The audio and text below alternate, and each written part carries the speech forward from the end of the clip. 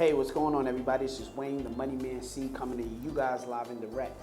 And just want to let you guys know, just in case you're new to the channel, new to the site, what we're doing right now, we're doing like a series of questions providing to you guys on business funding. Because a lot of times we get a lot of clients shooting us emails, asking us 1,001 questions. So we made the decision to say, you know what, why don't we just go straight to the source? Let's not try to give the clients the fluff that a lot of people do and just give them direct answers to the questions they need. So with that being said, let's get to it. So one of the questions that our clients ask is, what is the interest rates of business credit? And generally, when you start out with business credit, no matter how much funding you get, it's 0% interest for up to 8 to 14 months. I've seen 0% interest for 16 months. I've seen it in different levels, but it's 0% interest for 18, 14 months. In the process of you receiving business funding, we always tell people to go for income producing services. If it's not bringing in money, do not use it. Don't think about going on vacation, taking that business funding, going to Tahiti, going to California, going to New York, wherever you want to go and saying, hey, I'm doing good. No, it's not that type of party. You don't want to go on the gram, flashing your money, flashing this and flashing that, because at the end of the day, it's a short-term feeling. Because once you have to pay that funds back, that's when you start feeling the realization of, the banks being on your back. So you don't want to do that. What you want to do is put it towards income producing services, whether it's real estate, whether it's your business, whether it's selling merchandise, whether it's selling apparel, whether it's, a construction job that you may have. You may have your own painting company, and you just need some equipment to get you to that next level. Income producing services is the best way to do it. And at 0 to 14%, you can use that capital within that first year, start your business or expand your business, and the return on the investment that you get from your business, you can start paying down on those business funds. And after you pay it off, you can call and you can ask for an increase and go to the next level. So that's the way you will go about doing a situation like that as far as utilizing a 0% APR.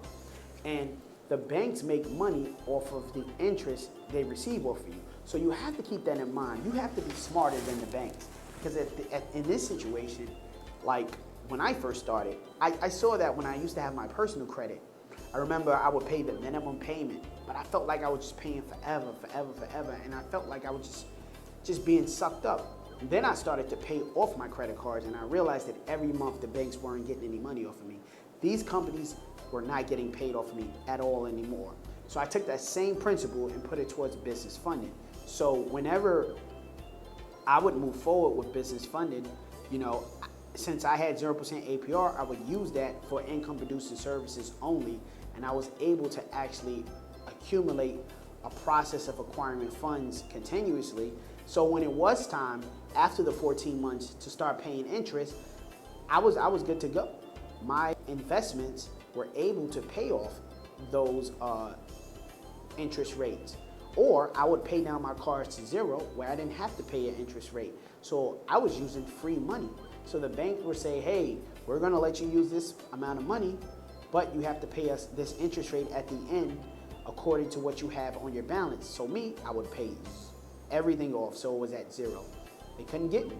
So that's just a strategy that I would actually recommend a lot of people to use for the 0% APR. And that's pretty much what it is, 0% APR for up to 14 months. After that, it ranges, depends on the actual establishment that you're doing business with. So let's go into the next question. So the next question is, does your paydex score matter to get business credit? And the answer is no. When it comes down to personal guarantees, it does not matter what your paydex score is.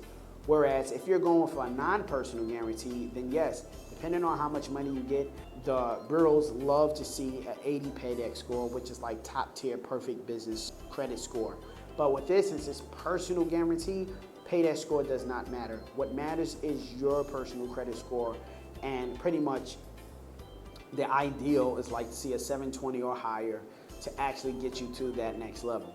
And I know a lot of people may think like, whoa, 720 is a high credit score, but on average, we've seen people with 680, but I've never been an average type of thinker. I've always thought about being above average. So I knew 720 was the ideal score. So even if you have a mid 600, 700, you know, early 700 score, build up to that 720. You know, like I always tell people, this is not a race.